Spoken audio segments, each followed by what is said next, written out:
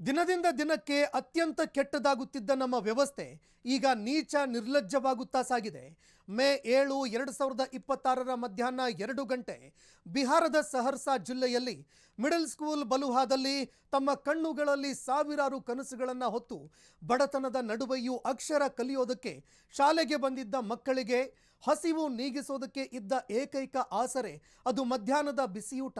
ಆದರೆ ಮೇ 7ರಂದು ಮಕ್ಕಳಿಗೆ ತಟ್ಟೆಯಲ್ಲಿ ಬಡಿಸಿದ್ದು ಅನ್ನವಲ್ಲ, ಸಾಕ್ಷಾತ್ ವಿಷವಾಗಿತ್ತು. ತುಂಬ ಹಸಿವಿನಿಂದ ಬಳಲಿದ್ದ ಮಕ್ಕಳು ಬಿಸಿಯೂಟ ಸೇವಿಸ್ತಾ ಇದ್ದಂತೆ ಊಟ ಮಾಡೋದಕ್ಕೆ ಆರಂಭ ಮಾಡಿದ್ರು. ಊಟದ ನಡುವೆ ಸಾಂಬಾರಿನಲ್ಲಿ ಸತ್ತ ಹಾವು ಬೇಯಿಸಲಾಗಿದೆ ಅನ್ನುವಂಥದ್ದು ಪತ್ತೆಯಾಯಿತು. ಮಕ್ಕಳಿಗೆ ಎಚ್ಚರಿಸಬೇಕು ಅನ್ನುವಷ್ಟರಲ್ಲಿ ಅದಾಗಲೇ ಮಕ್ಕಳು ಊಟ ಸೇವನೆ ಮಾಡಿದ್ರು. ಊಟ ಸೇವಿಸಿದ 250ಕ್ಕೂ ಹೆಚ್ಚು ಕಂದಮ್ಮಗಳು ಆಸ್ಪತ್ರೆಯಲ್ಲಿ ಜೀವನ್ಮರಣದ ನಡುವೆ ಹೋರಾಟವನ್ನು ನಡೆಸ್ತಾ ಇದ್ದಾರೆ. ಈ ನಡುವೆ ಚೀನಾದ ಸರ್ಕಾರಿ ಶಾಲೆಗಳ ವ್ಯವಸ್ಥೆ ಅಲ್ಲಿನ ಮಕ್ಕಳಿಗೆ ನೀಡುತ್ತಿರುವ ಬಿಸಿಯೂಟದ ವಿಡಿಯೋ ಹಂಚಿಕೊಂಡು ಜನ ಇದು ನಮ್ಮಲ್ಲಿ ಯಾಕೆ ಸಾಧ್ಯವಿಲ್ಲ ಅಂತ ಸೋಷಿಯಲ್ ಮೀಡಿಯಾದಲ್ಲಿ ಆಕ್ರೋಶ ವ್ಯಕ್ತಪಡಿಸ್ತಾ ಇದ್ದಾರೆ.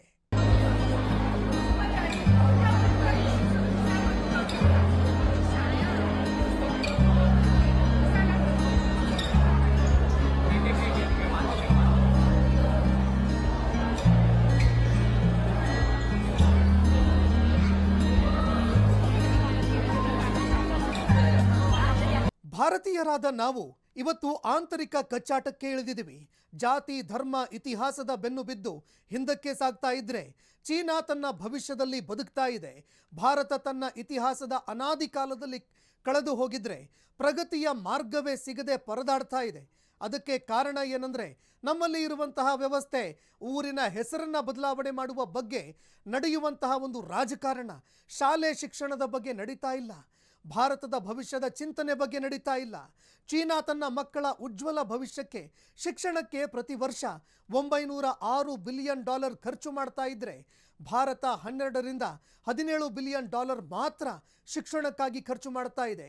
ಚೀನಾ ತನ್ನ ಭವಿಷ್ಯವನ್ನು ರೂಪಿಸ್ಕೊಳ್ತಾ ಇದೆ. ಭಾರತ ಧಾರ್ಮಿಕ ರಾಜಕಾರಣದ ಜೊತೆಗೆ ಇತಿಹಾಸದಲ್ಲಿ ಕಳೆದು ಹೋಗಿದೆ. ನಮಸ್ಕಾರ.